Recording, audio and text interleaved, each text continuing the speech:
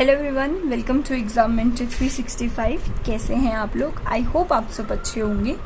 So friend, जैसे कि हमारी पॉलिटी की क्लासेस चल रही थी एंड लास्ट क्लास में हमने आर्टिकल 18 के बारे में पढ़ा था, तो आज हम पढ़ेंगे article 19। And I am so sorry, मैं काफ़ी टाइम से वीडियोस पोस्ट नहीं कर पा रही थी, बट अब आपको ऐसा नहीं मिलेगा। आपको सारी वीडियोस रेगुलरली ऑल्टरनेट डेज पे आपको वीडियोस मिला करेगी एक एक दिन के बाद। ओके, सो फ्रेंड्स, हमारा आज का टॉपिक है article 19 which talks about right to freedom.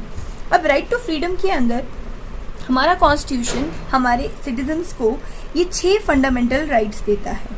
Right to freedom of speech and expression, right to assembly peacefully and without arms, right to form association, right to move freely throughout the territory of India, right to reside and settle in any part of the territory of India, and right to practice any profession. So these are the 6 which we have in our article 19, right to freedom. So let's discuss one by one.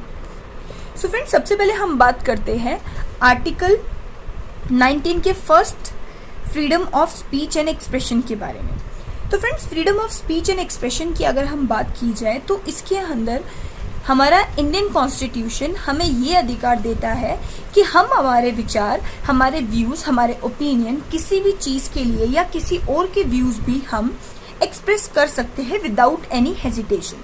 जैसे कि हमारी ये freedom जो है ये हमारे newspapers को भी दी गई है, हमारी मैगजीन्स होगी जहाँ पर हमें ये पता चलता है कि हमारे देश में क्या चल रहा है। तो हमें वो सब कहाँ से पता चलता है? हमारे न्यूज़ चैनल की वजह से। और न्यूज़ चैनल से अगर उन्हें बोलने का हक ही नहीं दिया जाएगा तो अपने फीलिंग्स अपने एक्सप्रेस कैसे कर पाएंगे वो, है ना। और सुप्रीम कोर्ट ने फ्रीडम ऑफ स्पीच के बारे में ये भी कहा है, उन्होंने बहुत सारी चीज़ें कहा है कि किन चीज़ों में फ्रीडम ऑफ स्पीच दी गई है, कि आप अपने विचार या दूसरों के विचार को प्रोपोगेट कर सकते हैं। फ्रीडम ऑफ प्रेस, जैसे कि मैंने अभी कहा, कमर्शियल एडवर्टीजमेंट को भी फ्रीडम दी गई है। Right against tapping any telephone conversation, ये आपका राइट नहीं है। स्टेट को कहा गया कि आप किसी के टेलीफोन कॉल्स को टैप नहीं कर सकते। दिस इज नॉट राइट और this is violation of the fundamental right of any citizen. Then right against bundle called by political parties on organisation, ये भी गलत है।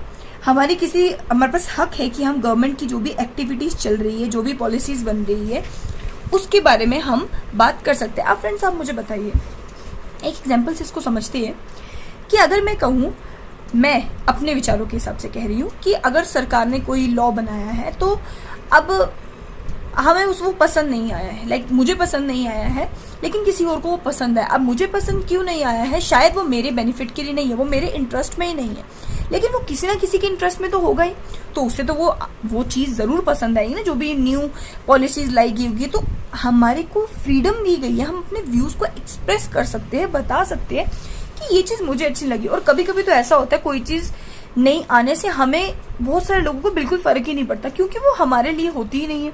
आपको ट्राइबल एरियाज के रिलेटेड कुछ बनाया जाएगा तो हम लोगों को तो उसमें कोई इंटरेस्ट नहीं होगा। मिडिल क्लास के लिए बनाया जाएगा तो हम लोग उसमें एक्टिवली पार्टिसिपेट करेंगे कि भाई मिडिल वालों को कम मिले वगैरह वगैरह।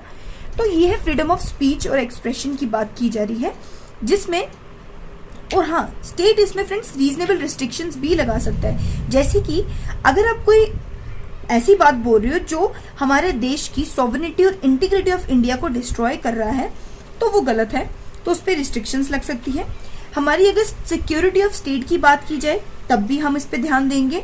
अगर आपके कुछ बोलने से हमारे बाहर वाले लोगों के साथ हमारे जो रिलेशंस है विद फॉरेन स्टेट्स, वो अगर अफेयर इफेक्ट हो रहे हैं, तो हम तब भी आपके ऊपर रीजनेबल इंस्ट्रक्शन लगा सकते हैं।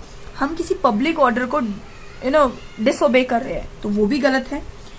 उसके बाद कंटेम्प्ट ऑफ कोर्ट की बात नहीं मानी जा रही है, डिफेमेशन कर रहे हैं, तो ऐसे टाइप के ऑफेंसेस हमारे यहाँ पर रिस्ट्रिक्शन इम्पोज करने के लिए बनाए गए हैं कि अगर आप ये सब करते हैं तो आपको भाई रोका जाएगा, आपके वहां पे freedom of speech and expressions violate करी जा सकती हैं। सो फ्रेंड्स, ये था हमारा right to freedom of speech and expression.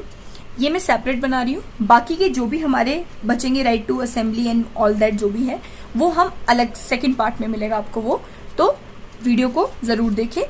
तो अगर आपको मेरी वीडियो अच्छी लगी हो तो इसे लाइक करें, शेयर करें, सब्सक्राइब करें, और ताकि मुझे मोटिवेशन मिले आपके लिए नेक्स्ट वीडियोस बनाने के लिए। Till then, take care, see in the next video.